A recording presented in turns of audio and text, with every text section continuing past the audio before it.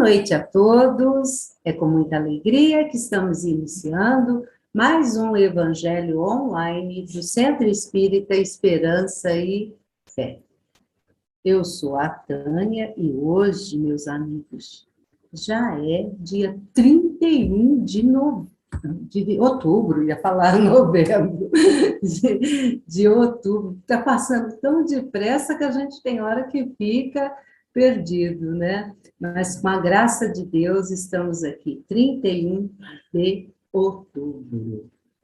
E para iniciar, né, essa noite, uma noite de estudos, uma noite que nós vamos estar refletindo sobre muitos pontos da nossa doutrina, que foi trazida pelo nosso querido Allan Kardec, eu vou fazer uma leitura inicial. A leitura chama Mais vale sofrer que gerar o sofrimento, de vez que todos quantos padecem, arremessados à vala da provocação pela crueldade dos outros, encontrem mesmos os necessários recursos de reconforto e o reajuste, ao mesmo tempo que os empreiteiros suportarão as lesões mentais que impõem a si mesmo nos conflitos da consciência. Mais vale arrastar os constrangimentos do escárnio que nos atire em rosto que zurzir contra o próximo os látigos da ironia, porque as vítimas da injúria facilmente se apoiam na fé com que renovam as próprias forças, ao passo que os promotores do sarcasmo transportarão consigo o fel e o vinagre que circundulam os sentimentos alheios. Mais vale ser enganado que enganar no trato da vida, porquanto as pessoas enganadas denotam alma simples e sincera, compreendendo-se que os enganadores andarão embrulhados na sombra a que se empenham toda vez que procure enevoar a estrada dos semelhantes. Mais vale ser criticado em serviço que criticar, de vez que os perseguidos por zombaria ou maledicência no trabalho respeitável a que se afeiçoam, estão produzindo o bem que são capazes de realizar, entendendo-se que os consores ficam naturalmente na obrigação de fazer mais e melhor do que aqueles aos quais intentam levianamente reprovar. Em matéria de decepções e desilusões, sempre que te vejas à frente daqueles que te ludibriam a confiança, lembra-te de Jesus e ore por eles, porque enquanto os que choram lavam os olhos espirituais para a descoberta de novas trilhas de progresso e renovação, no campo da vida, os que fazem as lágrimas carregarão as correntes invisíveis da culpa. Não se sabe até quando. Está lá no Ideal Espírita, o Espírito é Albino Teixeira e a psicografia do nosso querido Francisco Cândido Xavier. Mais vale, meus amigos, sermos humildes e caminharmos nos caminhos do nosso querido Mestre Jesus. Vamos nesses dias difíceis que o nosso planeta, vamos dizer, não só o nosso Brasil, o nosso planeta está passando, vamos caminhar com Jesus. Não ter vergonha de falar Jesus, porque muitos ainda têm vergonha de falar de Jesus, do amor de Jesus para nós. E é com imensa alegria, então, que iniciamos hoje essa nossa reunião, que com certeza, eu tenho a máxima certeza que foi preparada com todo amor, com todo carinho pelo nosso expositor. Mas antes, eu vou chamar o nosso amigo Pérez, que irá fazer a nossa oração inicial. Boa noite, Pérez. Seja bem-vindo, meu amigo. Boa noite, Tânia. Boa noite a todos. Que Senhor Jesus possa abençoar essa noite, abençoar a exposição do Senhor Antônio, que nos trará mais ensinamentos de Allan Kardec. E que essa luz possa abranger a casa de cada um de nós, o nosso país, que está precisando de muita luz, muito amor, muita compreensão, muita sabedoria, e o nosso planeta todo, como a Tânia muito bem colocou, que necessita de muito amor, de muita luz, que ampare a cada um e que o amor e a luz esteja dentro de cada um e expandindo cada vez mais, e que abençoe nossa noite de estudos. Que assim seja. Pai nosso que estais nos céus, santificado seja o vosso nome, venha a nós o vosso reino, seja feita a vossa vontade, assim na terra como nos céus. O pão nosso de cada dia nos dai hoje, perdoai as nossas ofensas, assim como nós perdoamos a quem nos tem ofendido, e não vos deixeis cair em tentação, mas livrai-nos do mal. Que assim seja. Que assim seja. Muito obrigada, Pérez. E sem perder tempo, né? Porque a nossa noite hoje promete. Eu vou chamar... Eu tenho, assim, a intimidade, né, seu Toninho? É Toninho. É Toninho. De convidar o seu Toninho Vitarello, esse amigo que mora aqui do lado esquerdo, viu, seu Toninho? Amigo é coisa para guardar, do lado direito, né, do coração. Então, senhor Toninho, com muita alegria que nós recebemos o senhor aqui, que também nos recebe amorosamente lá na sua casa, né, lá na Capela do Amor, que eu acho tão bonito quando lá vocês tocam, né, a Capela do Amor, que é a casa da sopa Albertinho Ferrante. Então, meus amigos, nós temos que ser assim unidos, não ter vergonha de visitar a outra casa espírita, porque todos nós estamos num objetivo comum. Então, por isso, seu Toninho, seja muito bem-vindo. A sala virtual agora é do senhor. Obrigado. Inicialmente, eu quero agradecer a Tânia, aos coordenadores desses trabalhos, os espíritos amigos que dirigem essas reuniões de estudo. Nosso muito obrigado por podermos participar aqui com vocês, com muita alegria, muita dedicação nesses estudos. Que Jesus continue nos abençoando, que os espíritos amigos, sob o comando de Jesus, abençoem a nossa pátria, a pátria do Evangelho, que nós possamos, todos nós, com muita fé, com muita esperança, confiarmos que um dia todos nós estaremos participando realmente do coração do mundo e da pátria do Evangelho. Que Jesus abençoe a todos. E nós vamos, então, dar início à nossa atividade de hoje. Então, mais uma vez, muito boa noite para todos. Nós agradecemos ao Centro Espírita Esperança e Fé pelo convite que nos foi feito. E hoje, o tema que nos foi solicitado é Allan Kardec e os princípios básicos da doutrina espírita. Para tanto, nós temos inicialmente que prestar a nossa homenagem ao Allan Kardec, que nesse mês de outubro se comemora o seu nascimento na cidade de Lyon, na França, no dia 3 de outubro de 1804, com o batizado pelo nome Hippolyte Léon Denisard Rivail, que se notabilizou posteriormente com o pseudônimo de Allan Kardec como o codificador da doutrina espírita.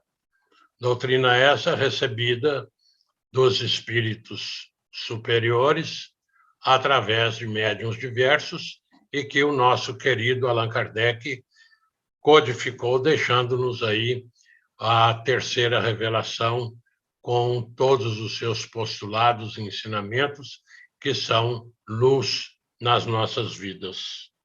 Muito obrigado a Allan Kardec, e ficam aqui a nossa singela homenagem a essa entidade extraordinária que Jesus enviou com essa missão de ser o codificador da terceira revelação da doutrina consoladora que Jesus nos prometeu. E o Espiritismo, então, é o conjunto de princípios e leis revelados pelos espíritos superiores, contidos nas obras de Allan Kardec, que constituem a codificação espírita. Segundo Allan Kardec, nós podemos defini-lo assim, conforme está lá no livro, no preâmbulo, o que é o Espiritismo. O Espiritismo é uma ciência que trata da natureza, origem e destino dos espíritos, bem como de suas relações com o mundo corporal. Está aí, então, um conjunto das obras que constituem a codificação kardeciana.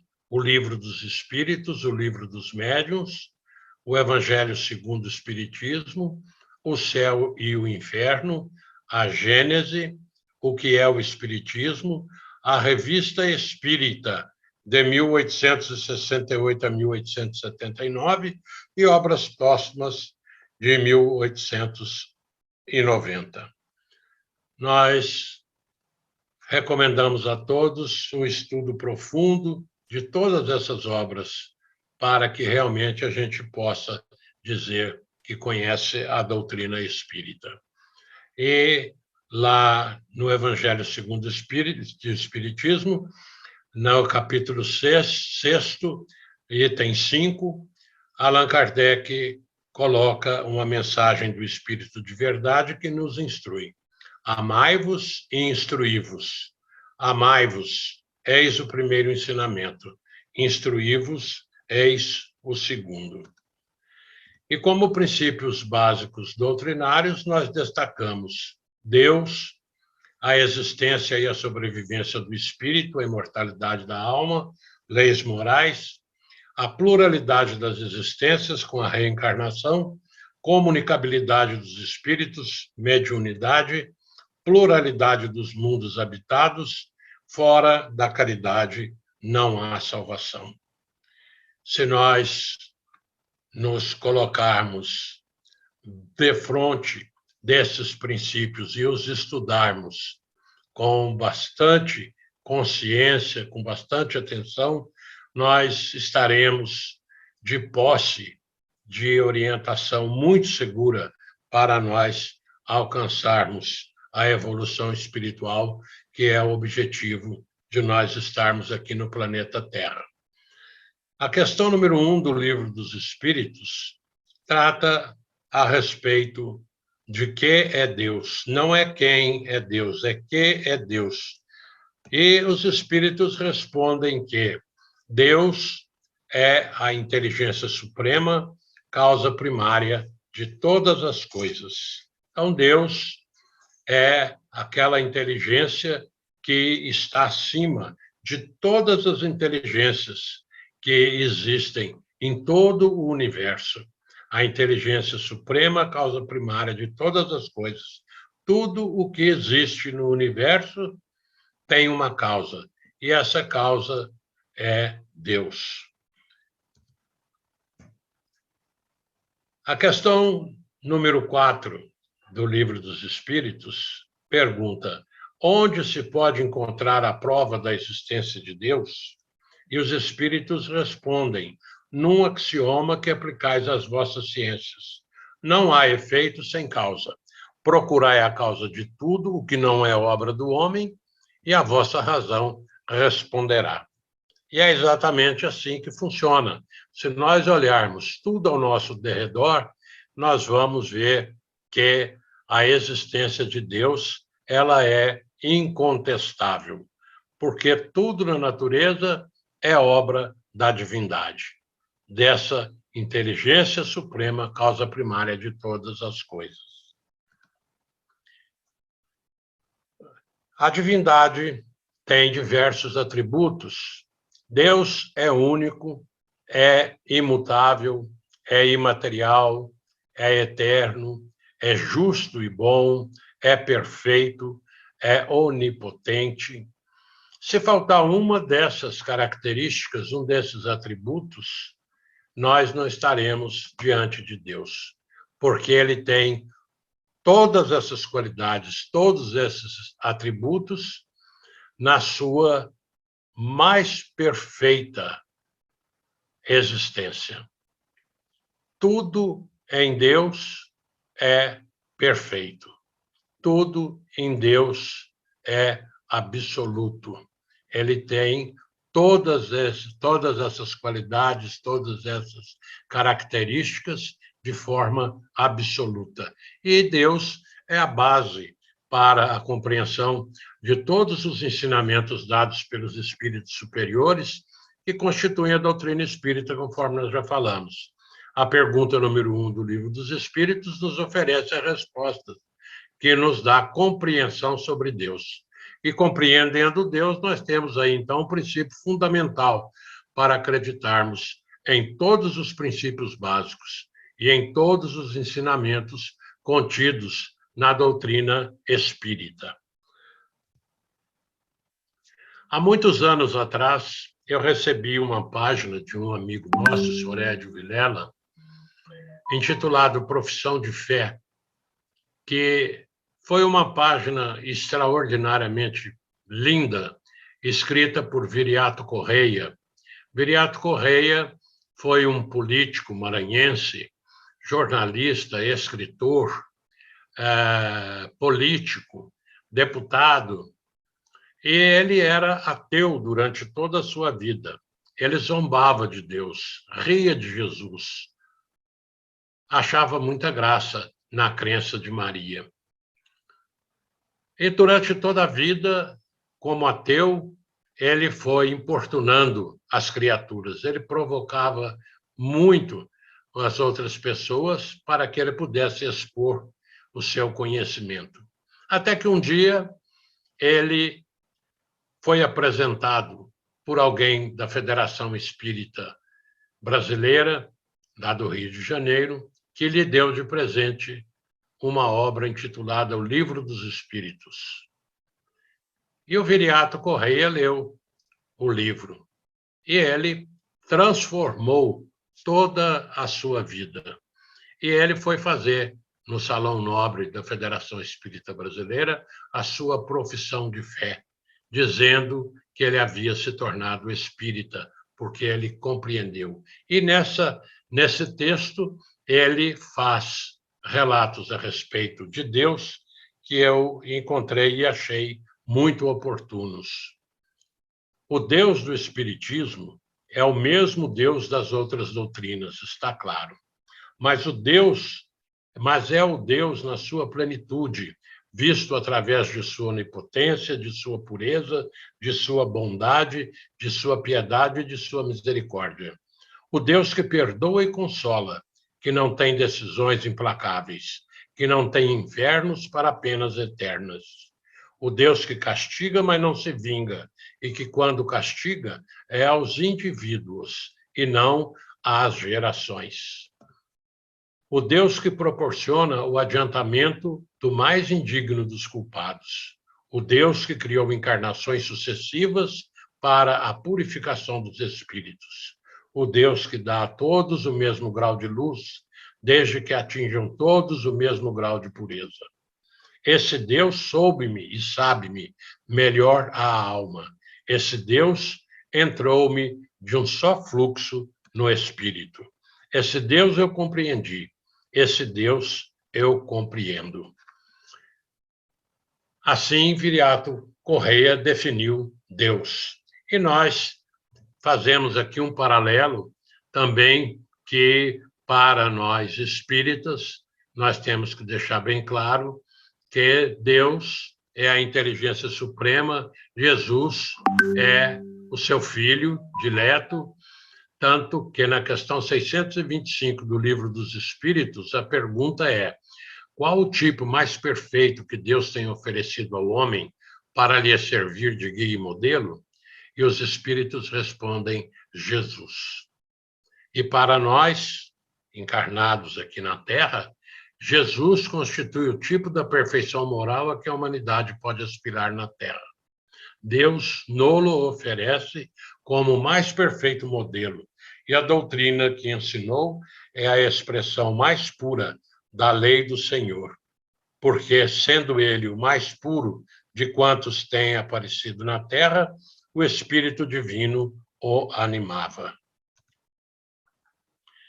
Vimos Deus como o primeiro dos princípios básicos doutrinários.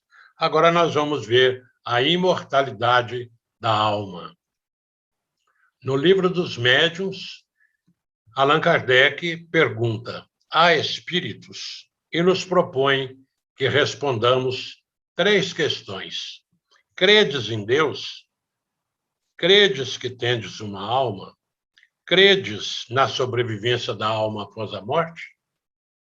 Se nós titubearmos em responder qualquer uma dessas 3 perguntas, ou respondermos negativamente a qualquer delas, nós podemos já parar de fazer estudos sobre doutrina espírita. Então, nós acreditamos em Deus, nós somos espiritualistas, acreditamos que temos uma alma, que nós não temos só o corpo físico, e que essa alma, ela sobrevive após a morte do corpo físico. E os espíritos são os homens que habitaram aqui ou em outros planetas e hoje estão fora do corpo físico, vivendo no plano espiritual. São as almas daqueles que já desencarnaram. Antes de sermos seres humanos, filhos de Deus, filhos de nossos pais, somos, na verdade, filhos de Deus. O espírito é o princípio inteligente do universo e é criado simples e ignorante para evoluir e realizar-se individualmente pelos seus próprios esforços. Como espíritos, já existíamos antes de nascermos na Terra e continuaremos a existir depois da morte física. Aqui nós perguntamos: será que a nossa vida, o nosso corpo, é apenas um conjunto de ossos coberto de carne, músculos, com sangue, e morreu, acabou? Será que morreu e não existe mais nada? Desapareceu tudo? Onde ficam, então, os nossos afetos, as criaturas que nos são queridas, nossos entes queridos? Quem de nós já não chorou num cemitério diante de um túmulo? Qual criatura humana que ainda não sente saudade daquelas criaturas que foram muito caras durante a existência na Terra? Então, nós temos que admitir o seguinte, que nós somos seres imortais. Nós fomos criados simples e ignorantes, destinados à perfeição. Todos nós, um dia, nos encontraremos no plano espiritual para nós darmos continuidade à grande família humana, ligados pelos laços do amor.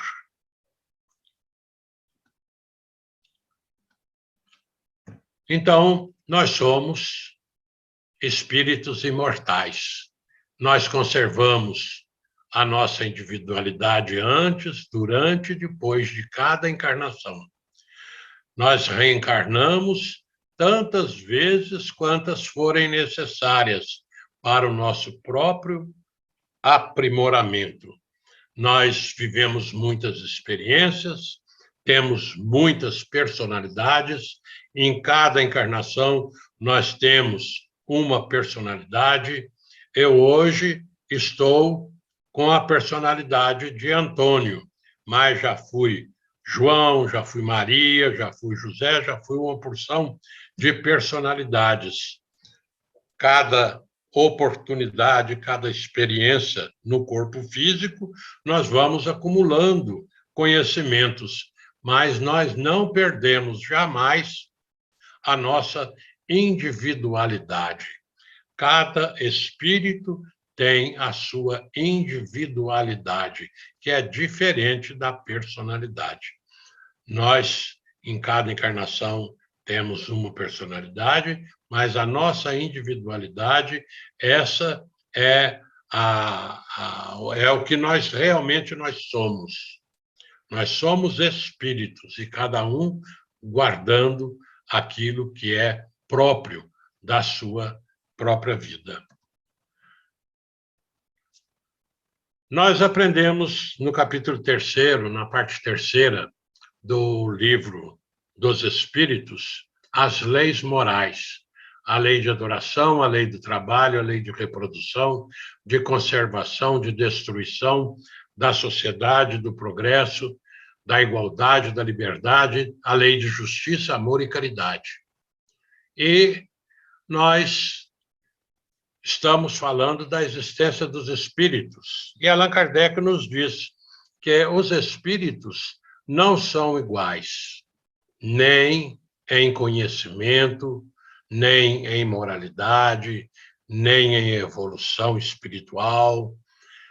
Existem diversas ordens de espíritos. E ele propõe, então, na parte 3ª do Livro dos Espíritos, a marcha do progresso. Então, nós nascemos simples e ignorantes, nós crescemos, nos tornamos espíritos imperfeitos, nos transformamos em bons espíritos, até chegarmos à condição de puros espíritos, quando, através da lei do progresso, conforme vai sendo o nosso desenvolvimento realizado pela nossa força de vontade, por aquilo que nós realmente queremos, nós um dia atingiremos, na condição de espíritos puros, a perfeição relativa, quando então seremos espíritos bem-aventurados, que trabalharemos juntos com Deus na manutenção do equilíbrio universal. Então, estamos todos destinados ao progresso. Essa é a destinação de todos nós espíritos, que fomos criados simples e ignorantes, para um dia sermos anjos. Disso nós não fugimos, essa é a lei.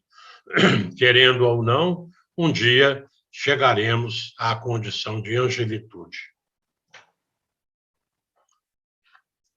Isso posto, nós vamos ver, então, a pluralidade das existências, a reencarnação. Nós vimos Deus, vimos a imortalidade do espírito, a pluralidade das existências que nós comprovamos através da reencarnação. Na parte 2ª do Livro dos Espíritos, no capítulo 4º, nós vamos ver que o assunto tratado por Allan Kardec é a pluralidade das existências, a reencarnação. A reencarnação é a expressão da justiça e bondade de Deus. Ele sempre nos dá a oportunidade de poder reparar nossos erros e aprender novas lições. E a reencarnação é essa oportunidade. Então, é através da reencarnação que nós vamos, pela bondade, pela justiça de Deus, nós vamos realizando a nossa evolução espiritual. Objetivo da encarnação na questão número 132 do Livro dos Espíritos. Qual o objetivo da encarnação dos espíritos? E a resposta dada é a seguinte: Deus lhes impõe a encarnação com o fim de fazê-los chegar à perfeição. Então, nós estamos encarnados no planeta Terra, realizando a nossa evolução espiritual. Um dia chegaremos à perfeição. Mas para alcançar essa perfeição, todos os espíritos têm que sofrer as vicissitudes da existência corporal, segundo a resposta dos espíritos à questão número 132. E além dessa oportunidade que nós temos de alcançarmos a nossa perfeição, outro fim tem a encarnação, que é a de colocar o espírito em condições de cumprir a sua parte na obra da criação, auxiliando a todos os outros espíritos, a fim de que todos possam igualmente alcançar esse estado de purificação, que é a nossa meta, o nosso objetivo final. Nós estamos todos juntos, todos os espíritos, e uns têm responsabilidades para com os outros. E lá no capítulo 4 do Livro dos Espíritos, da Pluralidade das Existências, a reencarnação. Como pode a alma que não alcançou a perfeição durante a vida corpórea acabar de depurar-se? E os espíritos respondem, sofrendo a prova de uma nova existência. Então, a justiça de Deus é tão grande, a sua misericórdia é tão grande, que ele não manda ninguém para as regiões trevosas, para as regiões infernais, para ficar ardendo no fogo do inferno. Podemos errar, podemos descumprir a sua lei, mas nós sempre temos de Deus oportunidade nova para nós nos redimirmos, nós reencontrarmos o nosso caminho. Nenhum de nós ficará eternamente na condição de espírito inferior. A nossa destinação é chegarmos à condição de espíritos puros. Da questão 166 até a 170, o Livro dos Espíritos trata da reencarnação. Então, nós fizemos aqui um resumo, que a alma passa por muitas existências corporais.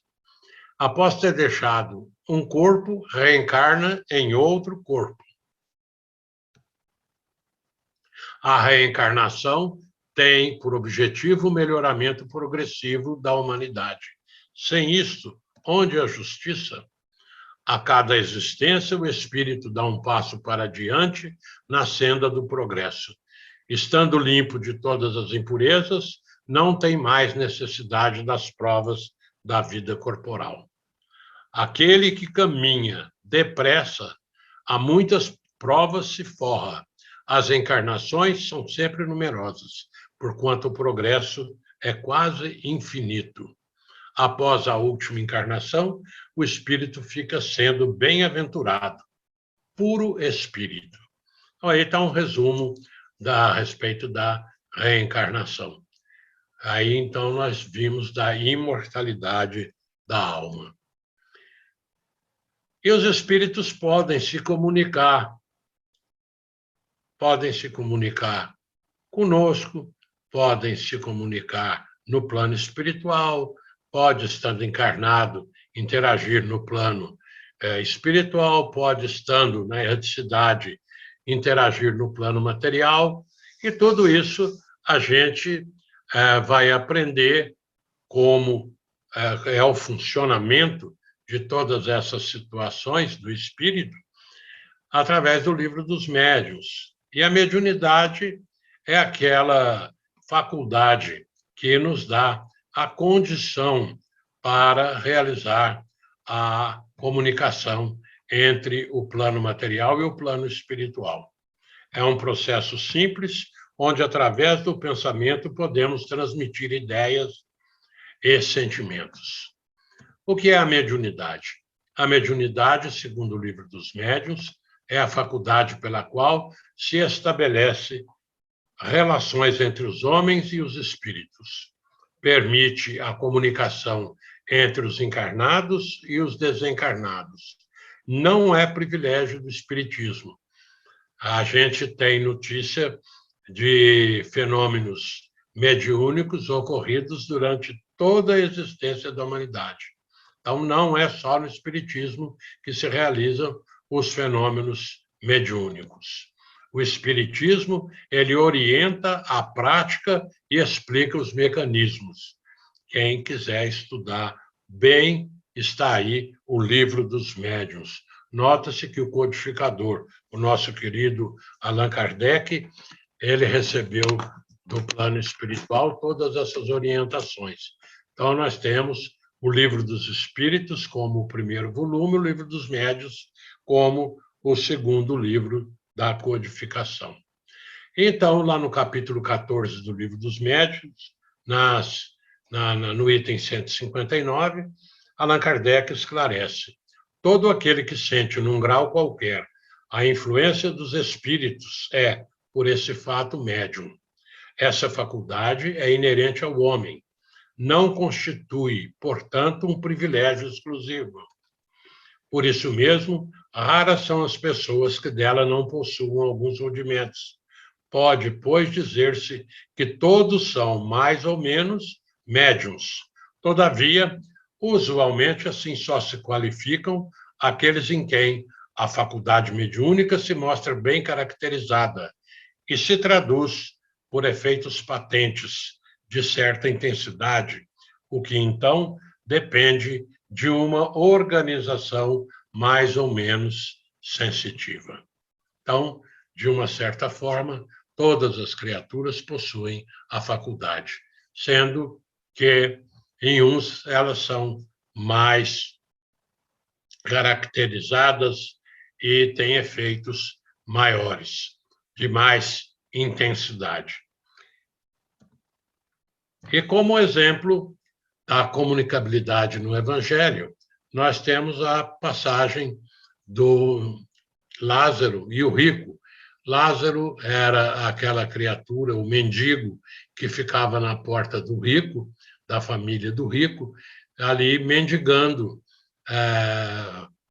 migalhas de pão para saciar a sua fome. Morreu o Lázaro, morreu o rico. E o rico estava lá no inferno quando Lázaro estava lá junto com o pai Abraão.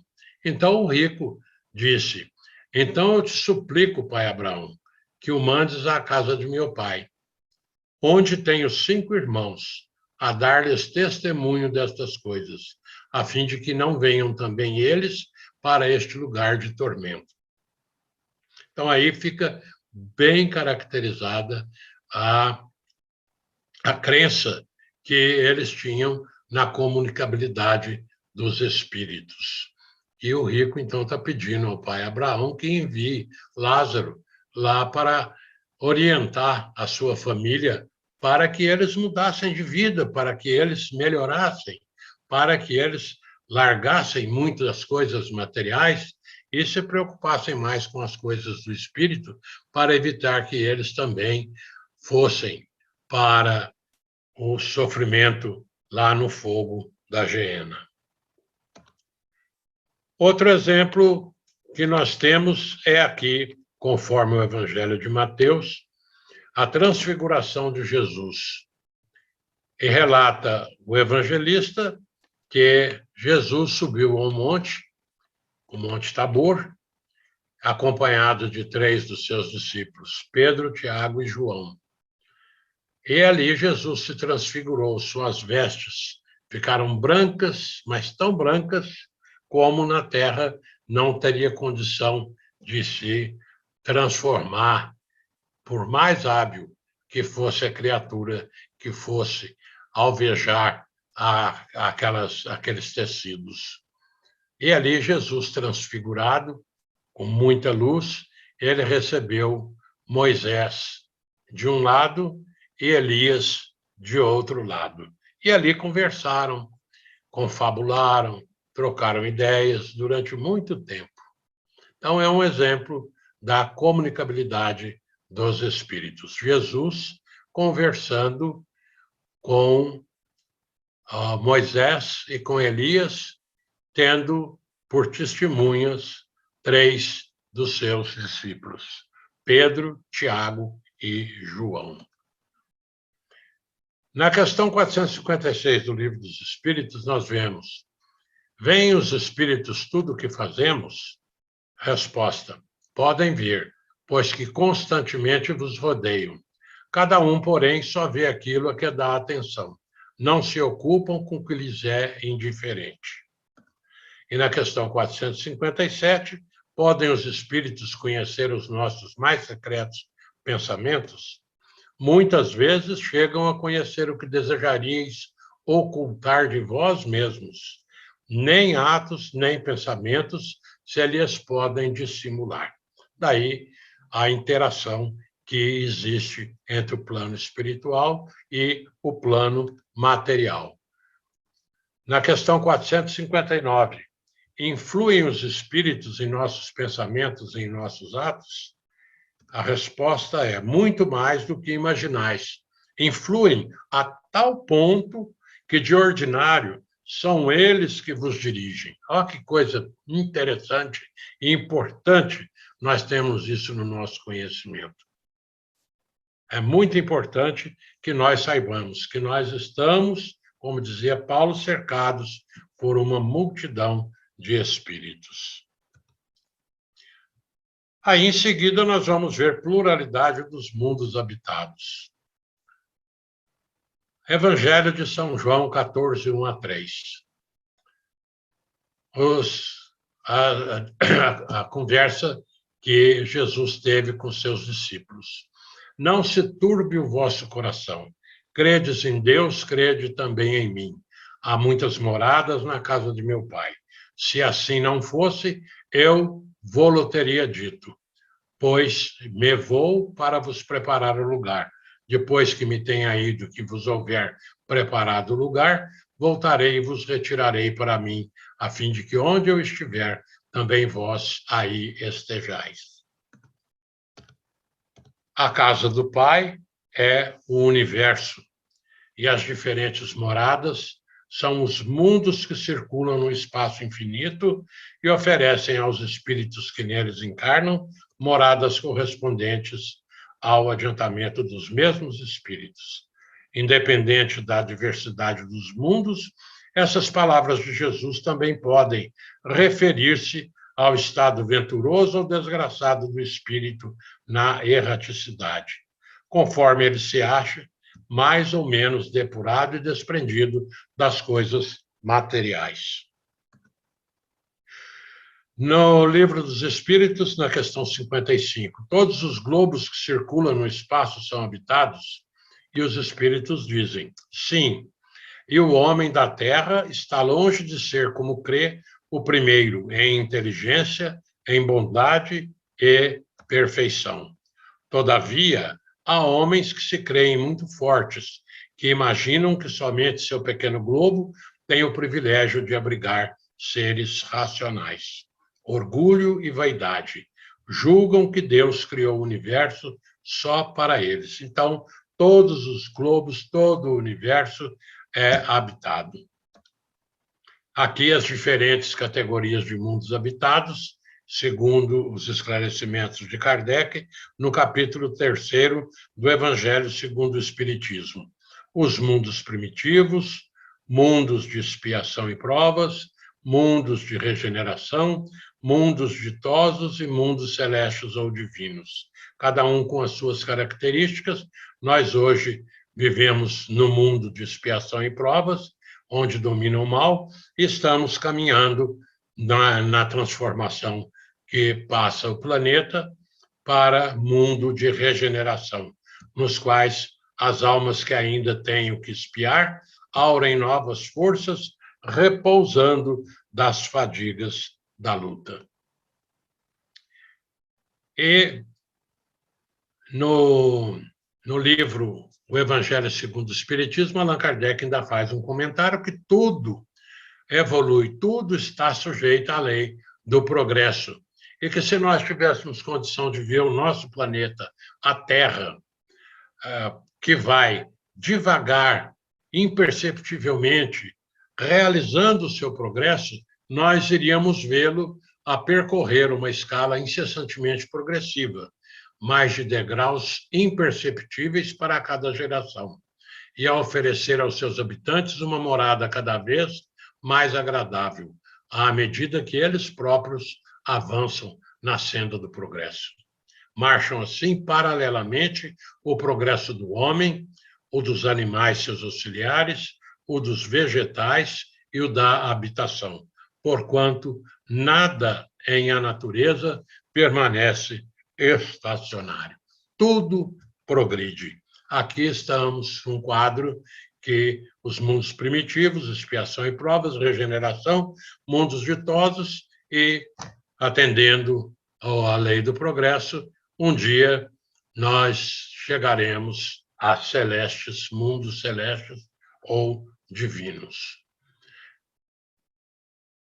Princípios básicos da doutrina espírita, segundo Allan Kardec. Fora da caridade, não há salvação. A questão 886. Qual o verdadeiro sentido da palavra caridade, como a entendia Jesus? Benevolência para com todos, indulgência para as imperfeições dos outros, perdão das ofensas. O amor e a caridade são o complemento da lei de justiça, pois amar o próximo é fazer-lhe todo o bem que nos seja possível e que desejáramos nos fosse feito. Tal o sentido dessas palavras: amai-vos uns aos outros como irmãos. Então, o verdadeiro sentido da palavra caridade não exclui a esmola, a nossa ajuda material às criaturas, mas nós devemos entendê-la num sentido mais profundo. Benevolência para com todos, indulgência para as imperfeições dos outros e perdão das ofensas. Lá no capítulo 11 do livro Evangelho segundo o Espiritismo, nos diz Pascal, numa mensagem maravilhosa a respeito da caridade: se os homens se amassem com mútuo amor, mais bem praticada seria a caridade. Mas para isso, mister fora vos esforçasseis por largar essa couraça que vos cobre os corações, a fim de se tornarem eles mais sensíveis aos sofrimentos alheios. A rigidez mata os bons sentimentos. O Cristo jamais se excusava, não repelia aquele que o buscava, fosse quem fosse, socorria a mulher adúltera como criminoso. Nunca temeu que a sua reputação sofresse por isso. Quando o tomareis por modelo de todas as vossas ações? Se na terra a caridade reinasse, o mal não imperaria nela, fugiria envergonhado, ocultar-se-ia, visto que em toda parte se acharia deslocado. Pascal. E terminando, nós vamos ver a prática espírita. Na Federação Espírita Brasileira, nós temos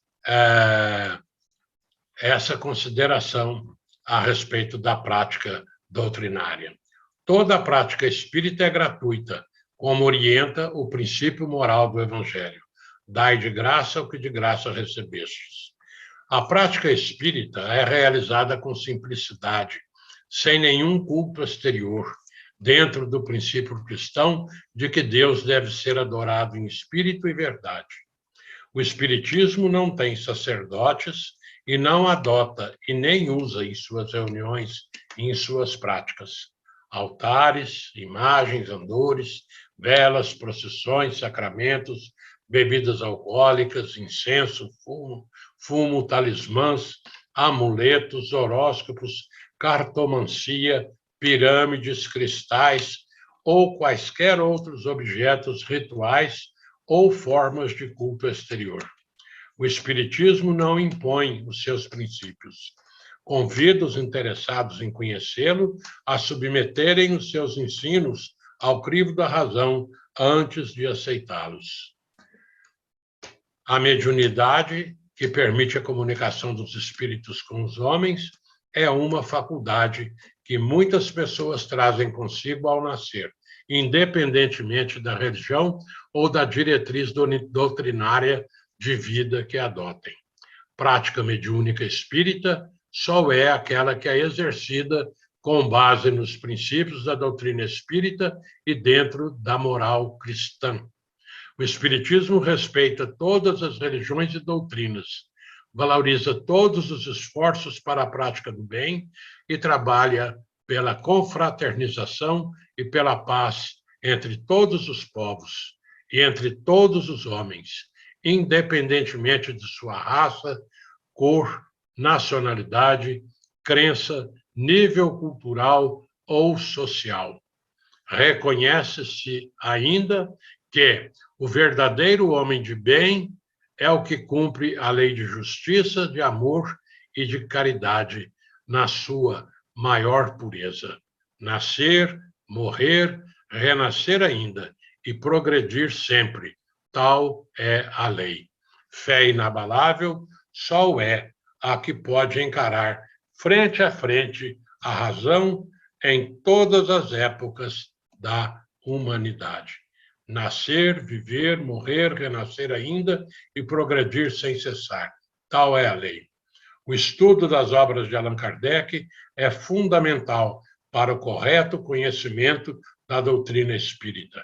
E Joana de Ângeles, através da psicografia do Divaldo Pereira Franco, nos diz o seguinte: somente os estudiosos que compreendem os conteúdos espíritas e deles se impregnam é que se tornam espíritas sinceros e úteis, passando da posição de observadores para a de atuantes, comprometendo-se com o serviço e tornando-se instrumentos do bem. Nossa gratidão a Allan Kardec e nosso muito obrigado à direção do Centro Espírita Fé e Esperança. Que Jesus nos abençoe a todos e abençoe a nossa pátria. Muito obrigado pela atenção. Nós que agradecemos esse estudo tão profundo de Allan Kardec.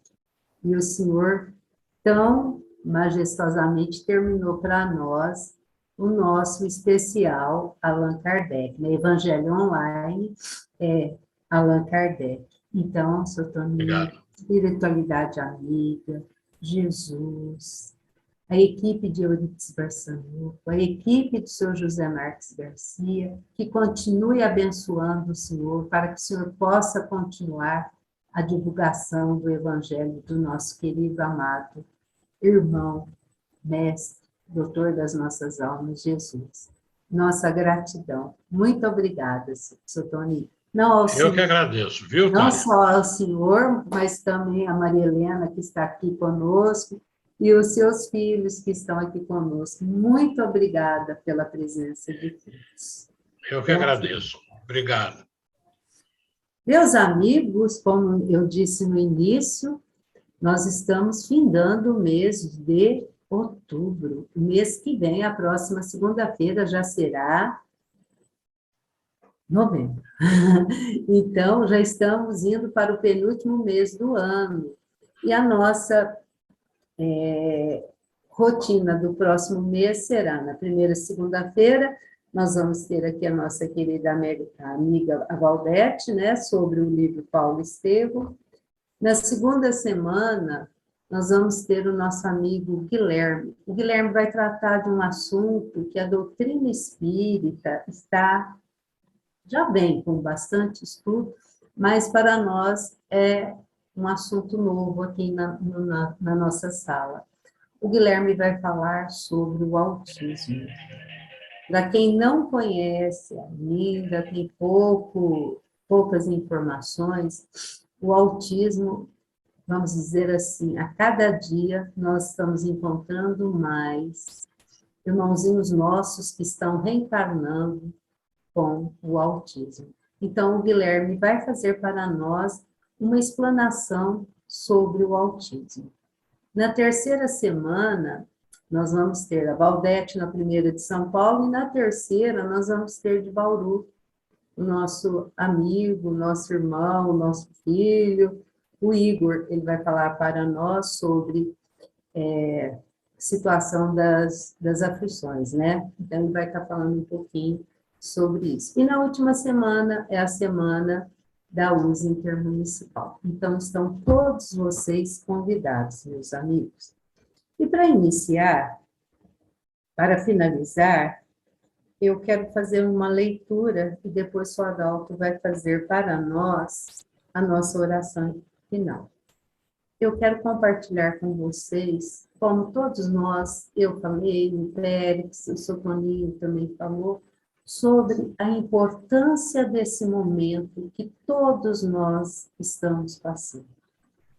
É um momento de transformação, nós sabemos que agora parece que nós estamos chegando ali, né, no máximo dessa transformação, que todos nós já sabemos que as coisas estão muito difíceis para nós, mas é um momento primordial para nós que estamos encarnados no planeta Terra, aqui na nossa pátria, o Brasil.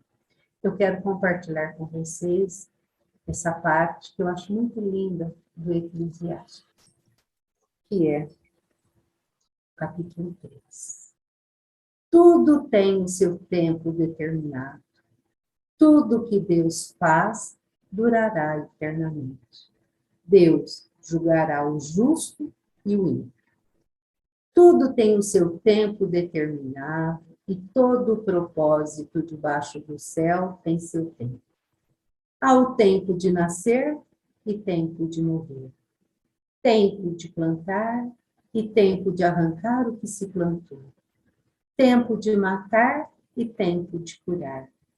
Tempo de derrubar e tempo de edificar. Tempo de chorar e tempo de rir. Tempo de prantear e tempo de dançar. Tempo de espalhar pedras e tempo de ajuntar pedras. Tempo de abraçar e tempo de afastar-se de abraçar. Tempo de buscar e tempo de perder. Tempo de guardar e tempo de lançar fora. Tempo de rasgar e tempo de coser. Tempo de calar e tempo de falar. Tempo de amar e tempo de odiar. Tempo de guerra e tempo de paz. Que proveito tem o trabalhador naquilo que trabalha, tendo visto o trabalho que Deus deu aos filhos dos homens para que se ocupe com ele. Aí ele continua, mas eu vou parar por aqui. Meus irmãos, estamos no tempo de unirmos em orações. Esse é o tempo primordial. Eu até tenho conversado com as minhas amigas mais íntimas, né, no grupo de família, que é um momento de todos nós. Eu sei que muitos aqui já fazem, mas de fazermos, nem se for uma pequena frase do Evangelho em nossos lares. Colocar ainda mais o Evangelho nas nossas ações, nos nossos pensamentos. Porque a nossa ideologia é Jesus. O nosso partido é Jesus. Que não tenhamos vergonha de falar de Jesus nos tempos que estamos passando. Que Jesus, nosso mestre maior, abençoe também os nossos lares, os nossos entes queridos, próximos e aqueles que estão mais ausentes. Que nós possamos vibrar nesses dias o amor que o nosso querido mestre tem por nós. Seu Adalto. Sim. O Senhor, fazei de mim um instrumento da vossa paz. Onde haja ódio, que eu semeie amor. Perdão, onde haja injúria. Fé, onde haja dúvida. Verdade, onde haja mentira. Esperança, onde haja desespero. Luz, onde haja trevas. União, onde haja discórdia.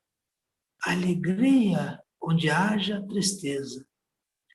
Ó Divino Mestre, permiti que eu não procure tanto ser consolado quanto consolar, compreendido que é compreender, amado que é amar, porque é dando que receberás, perdoando que somos perdoados e morrendo que nascemos para a vida eterna. Que assim seja. Que a paz do nosso Mestre Jesus esteja sempre em nossos corações. Que assim seja, meus amigos. Muito obrigada aos amigos que estão aqui presentes conosco na nossa sala. Nossa gratidão imensa aos nossos amigos que nos assistirão posteriormente. E continuemos firmes, com a alegria dos primeiros cristãos, que iam para o martírio, né? Que ia lá para junto dos leões, com a confiança em Jesus. Um beijo no coração de todos, fiquem com o nosso querido mestre e sempre com ele, sempre falando com ele. Um beijo no coração de todos e até a próxima semana, se Deus quiser.